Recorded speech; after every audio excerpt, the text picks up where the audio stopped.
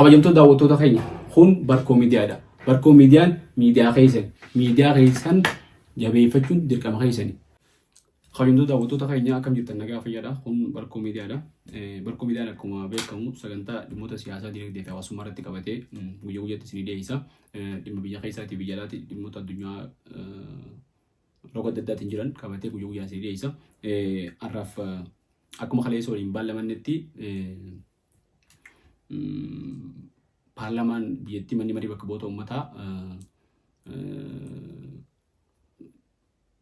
mooshinii deeggarsaa haasawaa pirezidaantiin mootummaa federaalaa dimokiraatawaa Riippaabilika Itoophiyaa kanaan dura maskaram fulbana 28 fulbana keessa mana marii bakka bu'ootaatii fi mana marii federeeshiniitiif jalqabbii irratti dhiyeessan sagaleen gartee deeggarsaa mooshinii kenname raggaasisuudhaa fi gaafiilee fi gartee yaada dhimma sadii wal qabatee miseensota paarlaamaa irraa ka'uuf deebisaa gartee muummicha ministeeraa kennuu irratti manni marii guyyaa kaleessaa mari'achaa oolanii akkuma sandura gartee sagantaa dabarsiitti dhiyeessine gaafiileen ka'uu mala maal fa'aadha jennee gaafiilee gartee tilmaamnee keenya kanneen akka gartee waa'ee filannoodhaa, waa'ee nageenyaa, waa'ee gartee paartiilee siyaasaa kanneen akka TPLF fa'aa haala nageenyaa biyyattii keessa jiruu fi filannoo waa'ee galaana diimaa, waa'ee dinagdee gartee maakirooikonomik riiformii kan gartee riiformii IMF fi World Bankiin sababa liqidhaa wajjin wal qabsanii biyyattii irratti gartee akkaataa riiformiin sana akka dhufu godhanii wajjin wal qabatee dhimmoota biyya keessaatii fi gama diimiloomaasiitiinis dhimmoota jiru ni hayyannee dhimmoota gartee takka lama jennee kaafne hedduudhaatu ka'ee paarlaamaan akkuma gartee kaleessaa tilmaamne gaafiileen akkuma amma isin jenne akkuma eeggametti gaafiin gartee dhiyaattee deebisaan qophaa'eetti dhiyaatee fakkaata. Kabiraa immoo akkuma kaleessaa tilmaamne Dr. Dassaalany Caannee gaafiin inni gaafatee akkuma kana dura gaafiin inni gaafatee callamtanyaa leelloom jeeti jalqabee pesimistikii miti nama gartee fuuldura gartee waama hamtu na dhufa jee gartee yaaduu miti nama gartee abdii bareedduu qabu garuu immoo dhugaan lafarra jirtu maali waan julaalu qabnaa pragmaatikaal ta'uu qabnaa jeeti qabatama jiru wanni dubbadhu biyyattiyaaf immoo waan gaarii nawwa garuu immoo qabatamni jiru rakkoon gartee siyaasaa fi dinagdee fi hawaasummaa waan waa'ee nageenyaa wajjin wal qabatee waa'ee jijjiirama biyyattii keessa dhufee hidhannoodhaan humnoota gartee hidhannoodhaan gaara jiran wajjin karaan nagayaa kan jiru ni jiraa fi gaafiilee dura kaasee qaala'insa jireenyaa gartee haala hamaa keessa jira. Qaala'insa jireenyaa haala malee orkee jira. Lammiileen biyyattii keessatti gartee sadarkaan lammiileen galii xiqqaa qaban biyyattii keessatti lammiileen galii xiqqaa qaban baay'ina isaanii kan orkee jira. Indeeksii gartee dhaabbilee garagaraa baasaniin jeeti gaafiilee hedduu gaafate. Miseensa paarlaamaa kabiraa waa'ee Tigraay kaasee gaafate gartee dulloonni Tigraay kun humnoota gartee diinota keenya kan seenaadha kanneen akka Shaabiyaa fi biraatii wajjin tumsa uumaniiti biyya tana weeraruudhaaf je'umsa keessa galchuudhaaf deemanii akka faannoo fi TPLF faan kanaafuu mootummaan maal yaadee gartee kara nagayaatiin silaa furuun waan jiru garuu immoo gartee humnoota afaan qawwee qofatti amanan akkamitti firaa deebisaa mootummaan akkam godhuuf deemaa waan jiruus kaasanii Oromiyaa keessaatillee kaasanii gama biraatiin waa'ee qonnaa miseensi paarlaamaa kabajamaan Maammoo Qophee waa'ee qonnaa irratti wanni yaadame akkamii guddina biyyattii saffisiisuu keessatti qonniti gahee guddaa qabdi.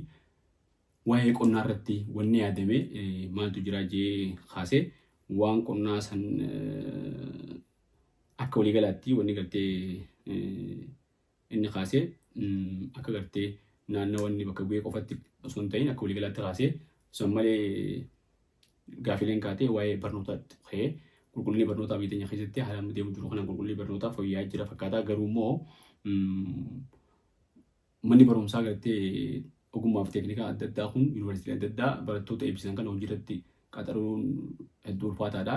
Gahumsa qabaachuun barattoota eebbifamanii kun akkamiin ilaalama waan jiru kaasanii naannoo tokkotti immoo bu'uuraalee misoomaa kanneen akka manneen barumsaa jiraatee barattoonni sababa gartee intarneeta dhabuutiin waan irraa dubbisan buufatanii irraa dubbisuu dhabuudhaan rakkoo keessa jiranii teeleen wal gahaa miti intarneetni hin jiru jee miseensi paarlaamaa tokko kaasee miseensi paarlaamaa kan biraa waa'ee fayyaatii wajjin dawaan hedduu qaalee jira. Meeshaaleen dawaa kuni kanoo mootummaan maal yaadu jira jettee haaftee gama biraatiin waa'ee miseensi paarlaamaa tokko waa'ee gartee galaana diimaatii wajjin wal qabsiisee gaafii inni kaasee galaana diimaa kana muummichi ministeeraa yeroo adda addaatti karaa nagayaa qofaan karaa dippiloomaasii qofaan harkannaa malee gama lolaatiin yookaan ammoo waraansaatiin seennu jechaa ture. Kun ammoo akkamitti gartee hojiirra ooluu danda'a hajuu kaasee gaafiileen kaan akkuma jennee kan dura tilmaamnetti gaafii hedduutu ka'ee gaafiilee saniif deebisaan muummicha ministeeraa Dr. Abiy Ahmediin deebitee kan namtee jirti. Gaafii san keessatti namugaa bakka isa dhaabbatee bakka kuwaa isa dhaabbatee gaafata. Miseensi paarlaamaa tokko Baalee bakka bu'ee fakkaata. Waa'ee Baalee daldaliif uummanni Baalee immoo akkasiin kala deeffatan. Itti dhaamaa jeeti Dr. Abiy gaafatee dhuguu deebisuuf ammoo nuutu isaan galatoonfachuu malee uummanni waan kana jiruuf hin qabu jeeti waan san. Namni gaa'u faaruu keessa kutuu gartee faaruu keessa kuttee waan uummanni siin hin jirees ni jetta. Dirqama mootummaan qabu mootummaan dirqama gubee galataa gartee diras waan eegamuu qabu. Garuu namni akkatti ilaala kanaaf akkasitti deeyise Dooktorri kabajaa artisti Maammoo Qophee nama gartee guddaadha waan ajaa'ibaa kaasee waan san Amaaranya wallaluu iddoo naa godhuu baatte malee warra gartee bishaan keessa qurxummii bishaan keessa jiraatee hin jiine jee kaasee warra akkasii warra abiyya jechaa walanii jiraa jee kaasee jalqaba osoo gaafii gaafatin dura jechuudha. Garuu wanni haayyoon godhatee qabannee badhaadhinni kun galmanii gahaa waan jiru kaasee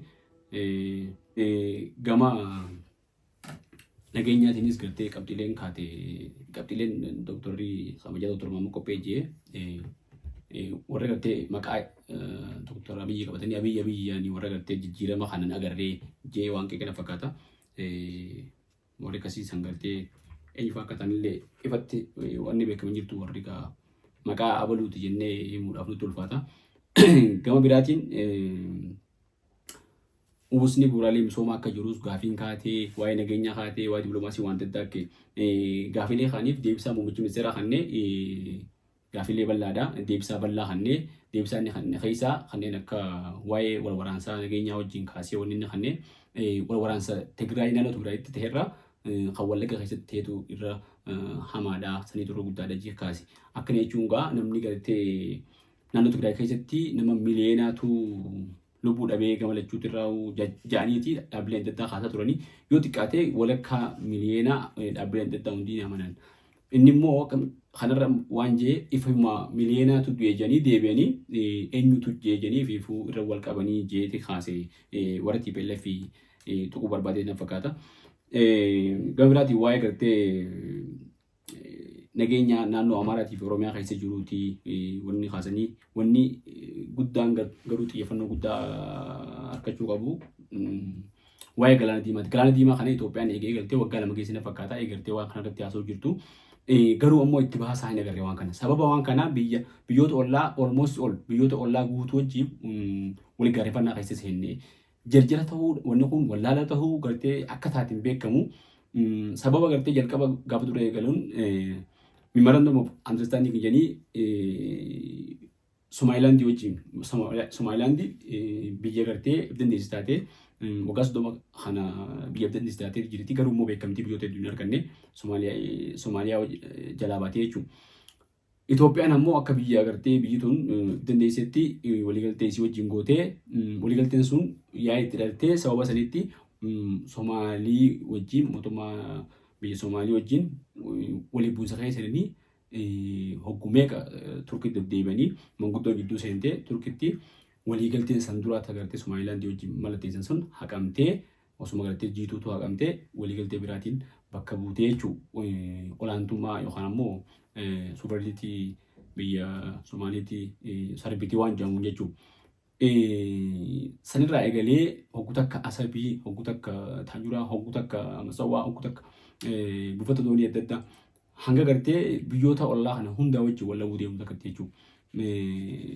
San booda Eertiraatti fuulli deebi'ee hogguu takka waa'ee Eertiraa ka'aa Eertiraa wajjin asab deeffachuu qabnaa hajuu lolaanis tolaanis jedhanii gubarii amma Jeneraal Fiild Maarshaal Biraanuu Juulaa gofa gartee akkanumattuu itti qaceellee baara keessa gartee seenuu qabna jeetti guutaa takka kaasa haalli jiru olloota hundaa wajjin wal lola jechuudha. Wanni kun nagayaan tolaan godhamuu dandeessu gartee bifa tasgabbii qabuun bifa gartee nagayaatiin barreeffama tokko weebsaayitii tokko irratti arkee Itoophiyaan ifiif dhiiftee jira asab osoo kafalu jirtu nagayaan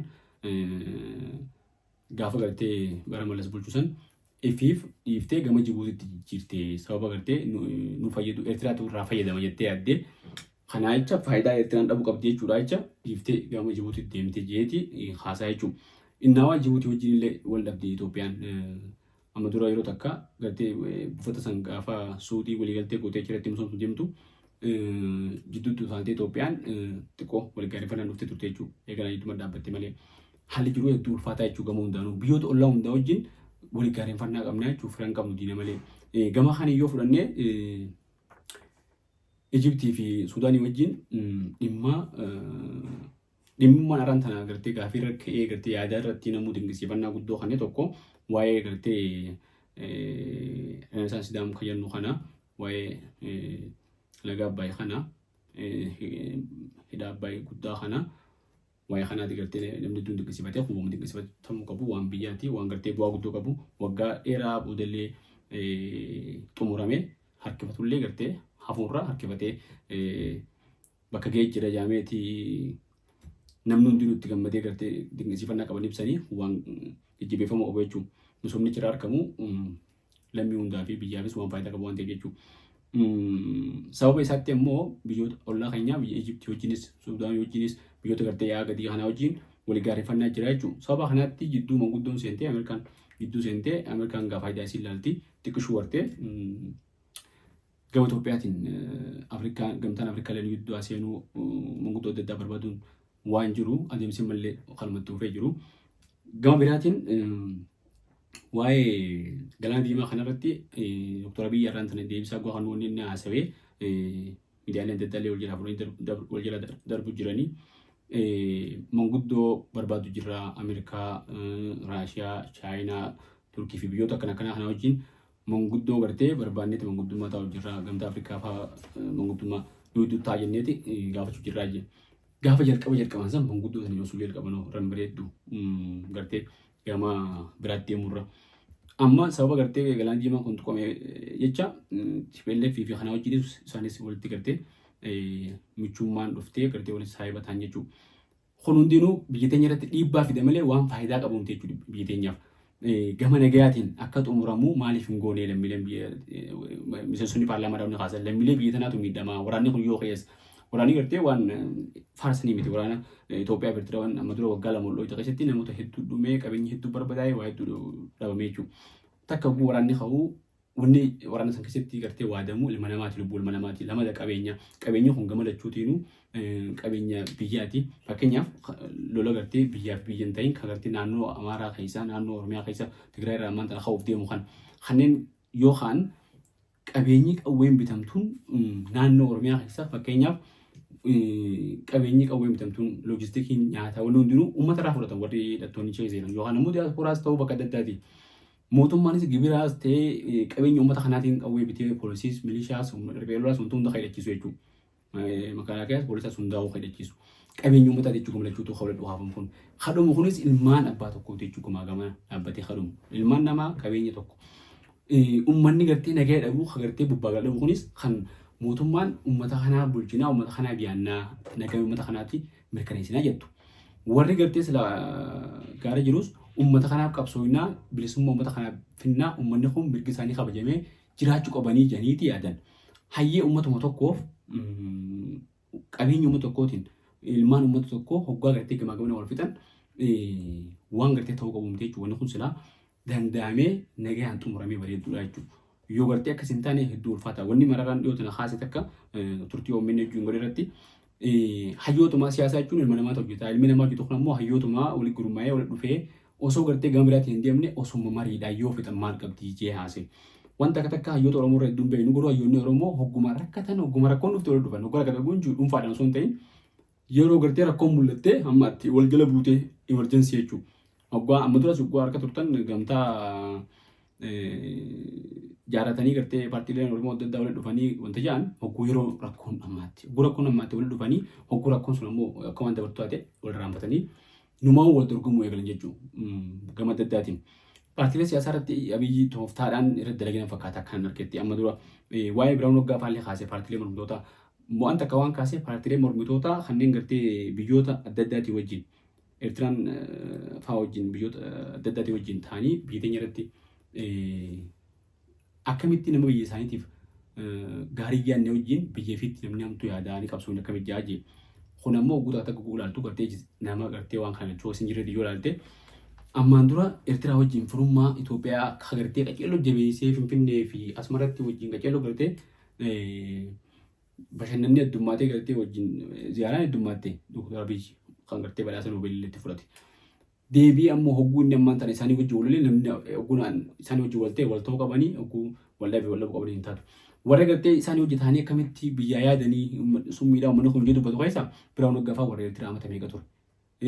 Dhaabbilee ABO keessaa warri sadarkaa ministeerotaa fi mana marii paarlaamaa fi caffee Oromiyaa keessa jiran warra Eertiraa amata meeqa waggaa meeqa ture.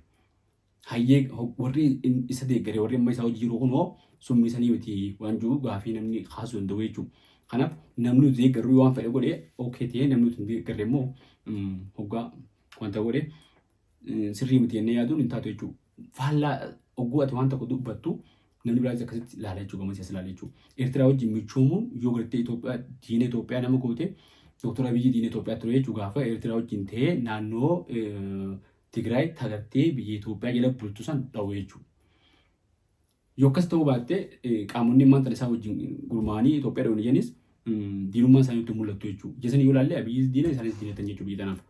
Kanaaf yoo gartee isaanis diina isaan jedhe isaan warri isaa wajjin gamtaa ta'es diinuma jechuudha.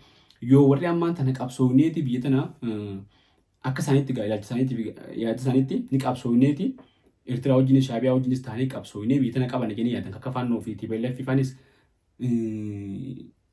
yoo gartee diina Itoophiyaa ta'an warri kan ABO'tii fi warri kan Gimboo Sabaatii hammaan tana paarlaamaa keessa jirus diina Itoophiyaati jechuudha. Yoo gartee madaala san ilaalle. Kanaafuu madaalli nama tokko miti objektiivili ilaallaa jechuudha waan san lafa keenyee. Kanaafuu diinni dhaabbatan siyaasaa keessatti namuu yeroo adda addaatti dubbatan ni haasawanii diinni dhaabbatan hin jiru fira dhaabbatan hin jiru. Dr. Abiyyi gaafa sanitti nu barbaachise jee waan itti amaneef Eertiraa wajjin nagee buuse gaarii. San booda ammoo itti fufuu hin dandeenye firummaan san hafte. Kanaaf warri ammaan tana ammoo Eertiraa wajjin immoo michummaa uuman kunis warra diina Eertiraa wajjin diina turan jechuudha. Warri TPLF warra dheengadda wallaam jechuudha waggaa lama dura.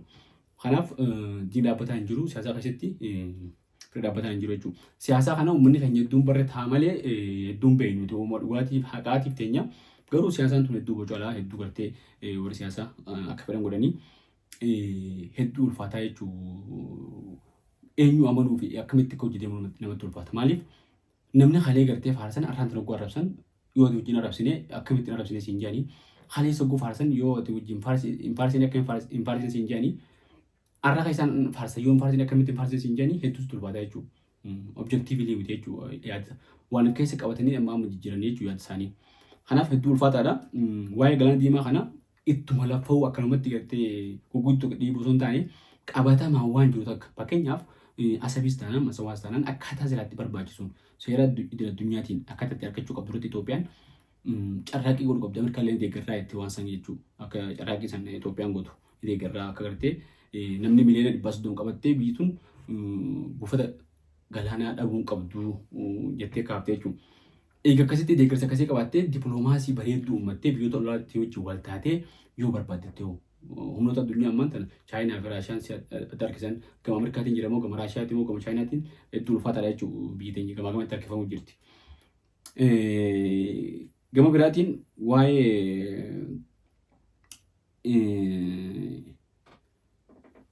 reformii IMF irratti qaaleensi jireenya akka malee ol ka'ee humni gartee power of purchasing power in maallaqa biyya hedduu gabbu'e dandeettiin gartee devaluation IMF wajjin waliigaltee liqii san yeroo godhanii maallaqa biyya isaanii gabbuusaadha devaluation jechuudha devaluu godhanii maallaqni humni waa bituusaa hedduu gabbu'e gaca'u jiran malee IMF fi World Banking kun Dr. Abiy akka kaasetti hedduu nu gargaaranii reformiin san hedduu faayidaa guddoo buusee bu'aa isii kamillaa dhabdanii waa'ee hanqinasii qofa garatanii jee. Isaanis ammoo amma namni isaa yoo gaafatte akkamitti bu'aa qofa gartee miidhaa isii arguu dhabdee ittiin Dr. Abiy jechuun gaafin tun gaafuma beekadhu. Jijjiirama isa dhufu jiru kana gartee waan adda addaa guddina hojjetti jiru kana ijaa fi gurra keessan fayyadamaadha. Ammas funyaan keessan suufaadhaa fayyadama waan akka kanaa waan jeeqa na fakkaata. Miidiyaan fayyadamina akka nama jiru na fakkaata warri miidiyaa sigaatti xiyyeeffannoo isin gootan akkana jee dubbate miidiyaalee addunyaa kana fakkeenyaaf akka jeetti guddina biqiltuu dhaabuudhaan giriin leegaansiidhaan inishetiiviidhaan waan nuti goone addunyaan nu beekaa UN taragaa nu beeje gama kanaan oguu gartee waan gaarii dalagan addunyaan oguu beekamte kaniteef addunyaan akkuma gartee badhaasa Noobel sanitti beekamtee addunyaan oguu kaniteef addunyaan sirri jirti jechuudha. Akkuma sanii faallaa saniitti yoo IMF gabaasa baasee Itoophiyaan barana liqii fudhachuudhaaf biyyoota liqii fudhachuu hin dandeenye keessa jirti. Liqiin gartee irra jirtu guddoodha jee yoo haase isaan kana hin dhageeffatin akkamitti taati hogguutaan dhageeffannee. Hoggaa isaan Itoophiyaan gartee sadarkaa gartee Afrikaa keessaa guddachuu jirti gujaan ni dhageeffanna. Hoggaa isaan ammoo liqii irra kafaluu hin dandeenye jaan hin dhageeffannu jechuudha. Tun ammoo waan taa'ee miti jechuudha gurra kana. Ogguun irraa baasanii nuti deebisuu barbaachisa jechuudha. Agartee ittiin dhageeffannu tokko qofa nuu qabu yookaan agartee waan gam tokko qofa dhagahu jechuudha. Ilmi namaa waan dhageeffatu waan arguu fi waan agartee suuf hunda baalaansii godheefumaaf miidiyaa irraas baalaansii godhata jechuudha kumaan fuulallatee. Akka nama fakkaatutti ani ammoo oguu gartee waan akkanaan dhageeffatinaadha. Ammas oduu gartee isin oduman taane ofa dhageeffattanii oduu gartee guddinaa sitti dhagamu kana. Kun wooma gartee namni fi gulaalee akkasitti fakkaattu malee waan akkasitti miti jechuudha. Namni gamaa gama ilaaluu qaba jechuudha. Biyyi teenya gama ekspoortii godhuudhaan gama dinagdeetiin jechuudha. Guddina sarfiisii jechuudha. Meeshaaleedhaa fi tajaajila adda addaa kanis biyya alaatti erguudhaan qonnarraa oomisha gartee industiriirraa maayiniingii waan jedhan albuuda baasuurraa sadarkaa guddaadhaa harkannee galii guddoo qonnarraa fakkeenyaaf bunarraa biliyoona 700 olimu maal biliyoona 700 biliyoona 700 yoo galii guddaadha harkannee bunarraa akkana barana takkaa jireenya kan keessatti harkanneen beenu jagalee kana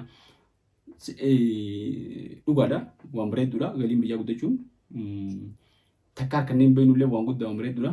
Sila akkamii yaadda Dr. Abiy sila barreen gaddaa galii kanaan harkannee barreen raagat godha kannee maal jechuun bar maallaqni keenya barreen gaddaa qarshiin dhibbi barreen gaddaa waan sibituu dandeessu barreen dhibbi sadi sibituu dandeessu akkasii bakka dhugaliin turuu gubataa namtu yoo dolaaraan ta'uu bakki barreen gaddaa jiruu fi barreen jiru adda adda addunyaan bakka jirtu adda adda jechuudha.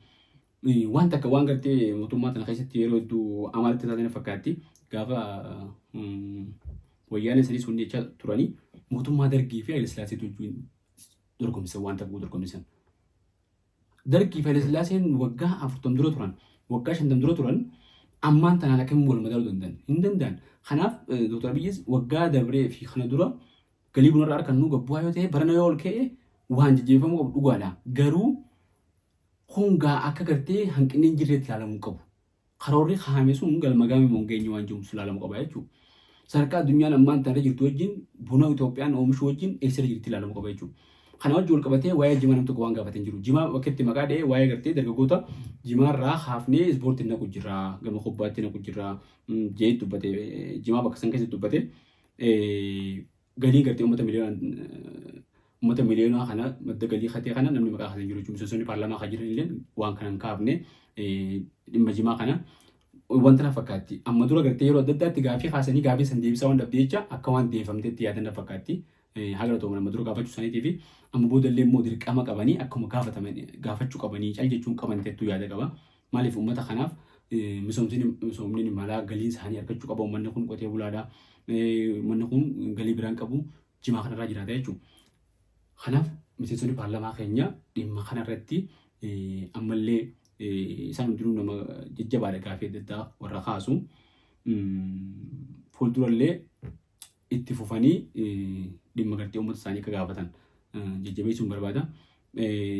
Gaafilee biraa gartee kanneen akka albuudaa irratti onni Dr. Abiyyi kaasee akka gufuutti warri albuudaa gartee baafna jedhanii hayyama baafatan irra hedduun isaanii dallaalota irra hedduun dallaalota maallaqa hin qabne.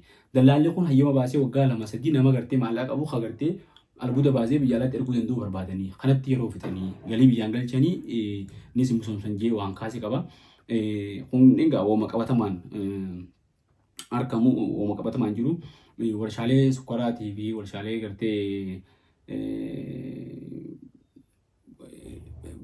benziila lafa jala baasuu ogaadeen keessa argannee jee warshaalee sukkaraatii fi warshaalee adda addaa kan biyya keessa jiru madaabariyaadhaa jechuudha.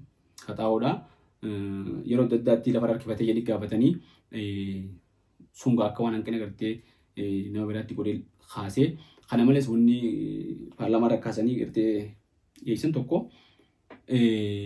hojii dhabdummaa biyya keessatti babal'atee jira. Kanaaf ammoo wanni adeemaatu jireenya gaafataniif lammiileen gartee biyya alaa deemanillee hordoffii fi gartee tajaajilli isaanii godhamu akkaataa biyyan oguu deeman mirgi isaanii eegamu jiramu eegamutti hin jiru lammiileen akkamitti haalli mijataan ni jedhamu hin jiru waan jiru hordoffiin itti jirtu ni gaafatanii kanumaan deebisaa Dr. Abiyyi kanneen har'aaf hangana yoo irraa tuttuqnee gartee wantoota har'aaf waliin deeffannee isin hin geenye fuulduraas ammoo dhimmoota hafan irratti deebisaanii kannee fi gaafilee hafanii fi deebisaanii kannee waliin qabannee isiniif dhiyeessina. Sammaleedhaas ragaaleen jiranuu maali waan san irratti kajuu fakkeenyaaf waa'ee nageenya irratti waa'ee filannoo irratti filannoo jechuun biyya keessatti uumama kan caljanii gartee haarduma san qofa irraa darbuu miti namni haarduma san fudhatee darbuu miti filannoon ulaagaa isiin guutuu qabdu jira. Filannoo bilisaa ta'uu qabdi. Filannoon tun haqa qabeessa ta'uu qabdi. Filannoon tun tan yeroo qabeessa ta'uu qabdi. Yeroo fedhetti gartee namni dabarse yeroo fedhetti namni godhuu hin danda'u heera mootummaatu jira kana keessa 36 moo kana 38 kanaaf bu'uura heera mootummaa sanii godhamuu qabdi jechuudha. Biyya keessatti heerri mootummaa akka waan hin jirre si'anna fakkaatti guutuu akka namatti ulfaata heera mootummaa irraanfatan fakkaatti. Kun Barkoo Miidiyaa. Kun Barkoo Miidiyaa. Assalaamu alaikum wa rahmatullahi wa barakaatu. Barkoo Miidiyaa miidiyaa keessanii. Miidiyaan kun miidiyaa keessan. Miidiyaa kana jajjabeessuun dirqama keessan. Miidiyaa kana jajjabeeffachuun ammoo dirqama keessanii. Miidiyaa kana jajjabeessaa. Miidiyaa kana maaliin jabeessina kan jenne YouTube chaanaala keenya kana subscribe, share, copy link, repost godhuudhaan hordoftoonni keenya akka heddummaatee ergaan keenya namoota hedduu bira gahee dhaamsi keenya bakka hedduu akka ga'u Instagram keenya, TikTok keenya gama Facebookaatiinis yoo hordoftanii copy link gootanii like fi share droppsanii follow gootanii copy link gootanii share gootanii waliif ergitanii waan biraa akkasirraan eeggatu like nu godhaa, share nu godhaa, repost nu godhaa waan isinirraa eeggamu godhuudhaan nuti na dhaabbadhaa. Nu hordoftanii ittiin qaanoytanii nu hordofaa ittiin salphattanii dhaamsisni argattan waan faayidaa qabu dargaggoota keenya fayyada bohaartii osoo bohaaraa waa barattanii waa barachaatti bohaartanii Barkoo Miidiyaa subscribe, share, like nu godhaa, repost nu godhaa nu cinaa dhaabbadhaa. Galatoomaa.